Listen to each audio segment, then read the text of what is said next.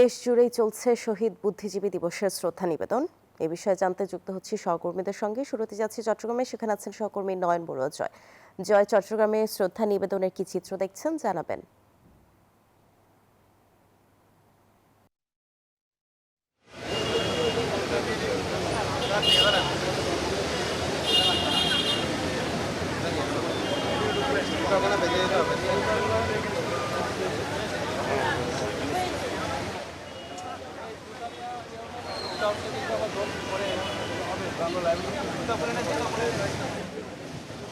দেখতে পাচ্ছেন মনিরা, আমরা একটু দেখানোর চেষ্টা করছি যে পাহাড়তলী, চট্টগ্রামের যে পাহাড়তলী বধ্যভূমি রয়েছে, এই পাহাড়তলী বধ্যভূমিতে কিন্তু ফুল দিয়ে শ্রদ্ধা জানানোর জন্য সকাল থেকেই কিন্তু বিভিন্ন শ্রেণী পেশার মানুষের সমাগম আমরা দেখতে পাচ্ছি। সবার হাতে ফুল। শহীদ বুদ্ধিজীবী যারা হত্যা হয়েছে, বধ্যভূমি আমরা যেখানে আছি এখানেও অসংখ্য বুদ্ধিজীবীকে হত্যা করা হয়েছে। একই সাথে চট্টগ্রামের অন্যান্য জায়গায়ও কিন্তু বধ্যভূমি যেখানে রয়েছে সেখানে কিন্তু হত্যা করা হয়েছে। তাদেরকে বিনম্র শ্রদ্ধা জানাতেই কিন্তু সবার এখানে ছুটে এসেছেন, ফুল দিয়ে শ্রদ্ধা জানিয়েছেন। একটু পর চট্টগ্রাম সিটি কর্পোরেশনের মেয়র ডাক্তার শাহাদাত হোসেনও কিন্তু ফুল দিয়ে শ্রদ্ধা জানাবে। তো আমরা দেখতে পাচ্ছি বিভিন্ন শ্রেণী পেশার মানে বিভিন্ন প্রতিষ্ঠান তারা ছুটে এসেছেন ফুল দিয়ে শ্রদ্ধা জানানোর জন্য। প্রতি বছরই কিন্তু আসলে বুদ্ধিজীবী দিবস আসলে এখানে যে বধ্যভূমির যে স্মৃতিসৌধ রয়েছে সেই স্মৃতিসৌধে কিন্তু আসলে সবাই ছুটে আসেন ফুল দিয়ে শ্রদ্ধা জানানোর জন্য। এবারও তার কোনো ব্যতিক্রম আমরা দেখছি না। বিভিন্ন বয়সের নারী পুরুষ সবারই কিন্তু আমরা দেখতে পাচ্ছি এখানে অবস্থান দেখা যাচ্ছে, সবাই শ্রদ্ধা জানাচ্ছে। বিভিন্ন জায়গা থেকে সবাই ছুটে এসেছেন।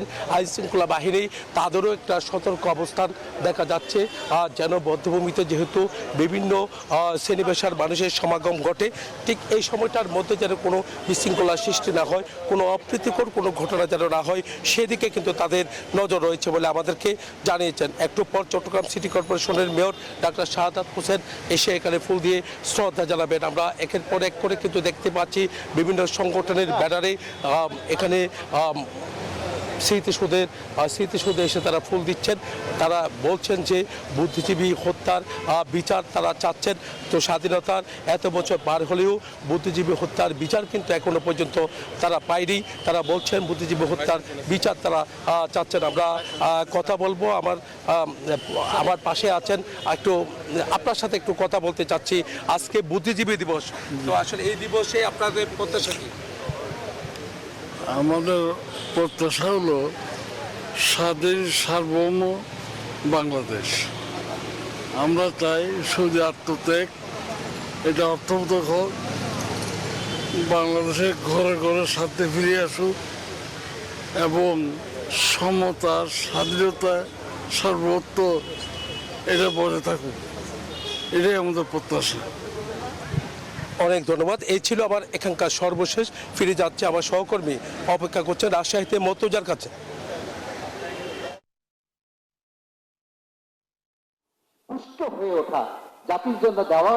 জয়, সারা দেশের মতো রাজশাহীতেও যথাযোগ্য মর্যাদায় শহীদ বুদ্ধিজীবী দিবস পালন করা হচ্ছে। দিবসটি উপলক্ষে নানা কর্মসূচি গ্রহণ করা হয়েছে। আমরা রয়েছি রাজশাহী বিশ্ববিদ্যালয় শহীদ বুদ্ধিজীবী স্মৃতিস্তম্ভের সামনে। এখানে সকাল থেকে বিভিন্ন বিভাগের শিক্ষার্থীরা, বিভিন্ন ইনস্টিটিউট, হল, আবাসিক শিক্ষার্থীরা রয়েছেন, বিশ্ববিদ্যালয় প্রশাসন, বিভিন্ন দপ্তরের কর্মকর্তা কর্মচারীরা ফুলেল শ্রদ্ধা নিবেদন করে শহীদ বুদ্ধিজীবীদের স্মরণ করছেন। এর পাশাপাশি রয়েছে আলোচনা সভা, দুপুরে বিশেষ প্রার্থনা এবং সন্ধ্যায় কিন্তু মুক্তিযুদ্ধ ভিত্তিক নাটক প্রদর্শনী হবে।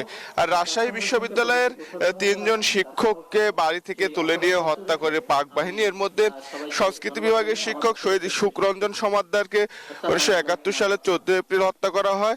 গণিত বিভাগের শিক্ষক শহীদ বুদ্ধিজীবী হবিবুর রহমান এবং মনোবিজ্ঞান বিভাগের অধ্যাপক শহীদ মীর আব্দুল কাইমকে হত্যা করা হয় ঠিক মুক্তিযুদ্ধের আগ মুহূর্তে। যে কারণে রাজশাহী বিশ্ববিদ্যালয়ে শহীদ বুদ্ধিজীবী দিবস বিশেষভাবে পালিত হয়। বিশ্ববিদ্যালয়ের অনেক ছাত্র শিক্ষক যারা রয়েছেন তারা কিন্তু তারা কিন্তু বিশেষভাবে দিবসটি উদযাপন করেন। যারা শিক্ষক শিক্ষার্থী রয়েছেন তারা বলছেন যে শহীদ বুদ্ধিজীবীদের আত্মত্যাগের প্রতি তারা শ্রদ্ধা জানাচ্ছেন এবং সেই আদর্শের ভিত্তিতে দেশ গঠনে নিজেদের সম্পৃক্ত করতে চান। এই ছিল রাজশাহী বিশ্ববিদ্যালয় থেকে সর্বশেষ। রংপুর থেকে আরো খবর জানাতে যুক্ত হচ্ছেন সহকর্মী রেজাউল করিম মানিক। আমরা যাচ্ছি মানিকের কাছে।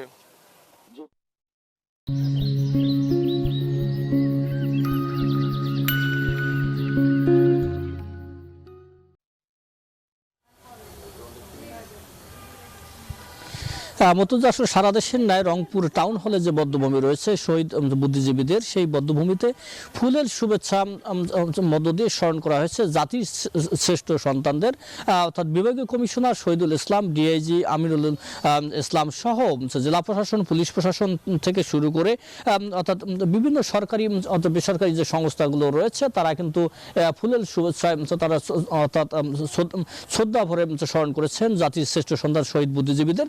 আপনাকে যদি বলে রাখি যে স্বাধীনতা 54 বছরেও এই বুদ্ধিজীবী হত্যার যে বিচার সেটি কিন্তু না পাওয়ার কারণেই অর্থাৎ এখনো কিন্তু হতাশা রয়েছে রংপুর অঞ্চলের সুশীল সমাজের প্রতিনিধিদের।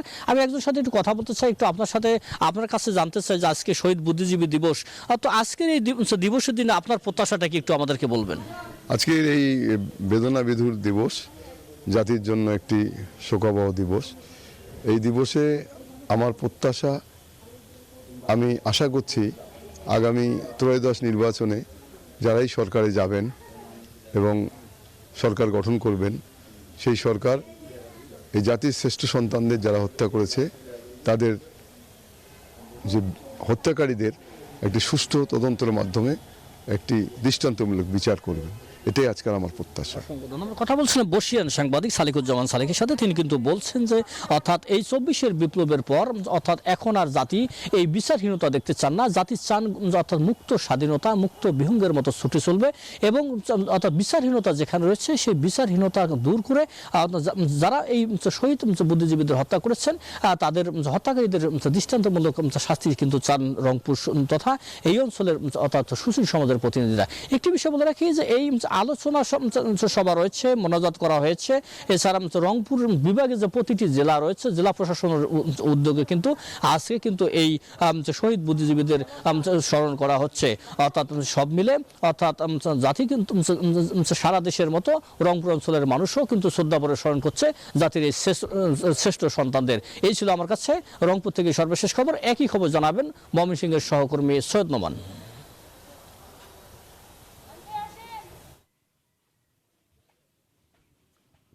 ধন্যবাদ মানিক। ময়মনসিংহ কিন্তু যথাযোগ্য মর্যাদায় এই শহীদ বুদ্ধিজীবী দিবস পালন করা হয়েছে।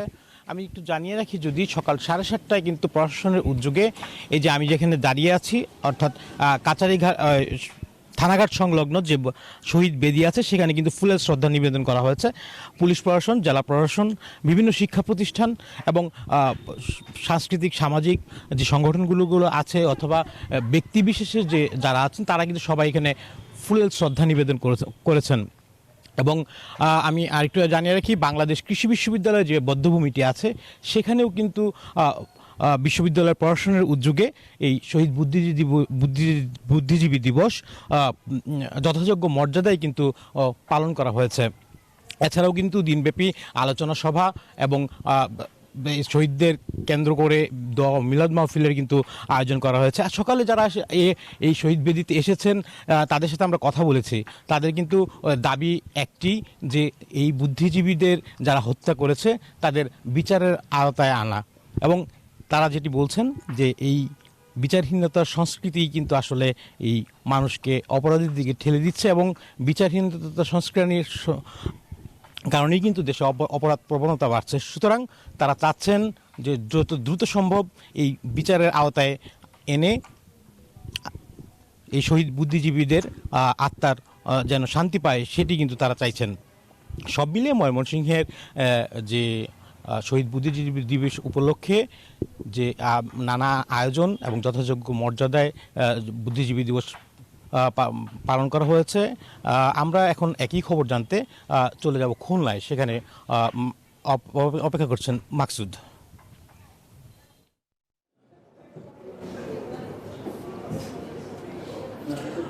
ধন্যবাদ শহীদ নোমান। সারা দেশের মতো যথাযোগ্য মর্যাদায় খুলনায় কিন্তু শহীদ বুদ্ধিজীবী দিবস পালিত হচ্ছে। আমরা এই মুহূর্তে এসেছি খুলনা জেলা প্রশাসন কার্যালয়। এখানে আলোচনা সভা অনুষ্ঠিত হবে। এর আগে গত রাত 12:01 খুলনার যে গল্লামারী স্মৃতিসৌধ আছে সেখানে কিন্তু এই শহীদ বুদ্ধিজীবীদের স্মরণে পুষ্পমাল্য অর্পণ করেছেন বিভিন্ন সামাজিক সাংস্কৃতিক এবং রাজনৈতিক দলের প্রতিনিধিরা। রাতের বেলায় কিন্তু সেই শহীদ মুক্তিযুদ্ধের যে স্মৃতি সৌধটি ছিল সেখানে কিন্তু এখানে অনুষ্ঠিত হয় ভাব গাম্ভীর্যের মধ্যে দিয়ে। এই গল্লামারী হচ্ছে এই অঞ্চলের সব থেকে বড় বধ্যভূমি। এখানে 1971 সালে অসংখ্য মুক্তিযোদ্ধা, সাধারণ মানুষ এবং সাধারণ মানুষকে হত্যা করা হয়েছিল এবং একই সাথে যে যারা কিনা এই মুক্তিকামী মানুষ ছিল তাদেরকে সেখানে হত্যা করার পরে নদীতে ভাসিয়ে দেওয়া ছিল। এরপরে এখানে একটি স্মৃতিস্তম্ভ নির্মাণ করা হয় এবং সেই স্মৃতিস্তম্ভ নির্মাণ হলো, সেটা কিন্তু পূর্ণাঙ্গ হয়নি। তো এই শহীদ বুদ্ধিজীবী দিবসের উপলক্ষে তাদের দাবি যে পূর্ণাঙ্গ স্মৃতিসৌধ নির্মাণ করা হোক এবং যথাযথ মর্যাদা দেওয়া হোক। এই ছিল আসলে খুলনা থেকে সর্বশেষ। আমরা ফিরছি। অসংখ্য ধন্যবাদ মাকসুদুর সহ অন্যান্য সহকর্মীদের।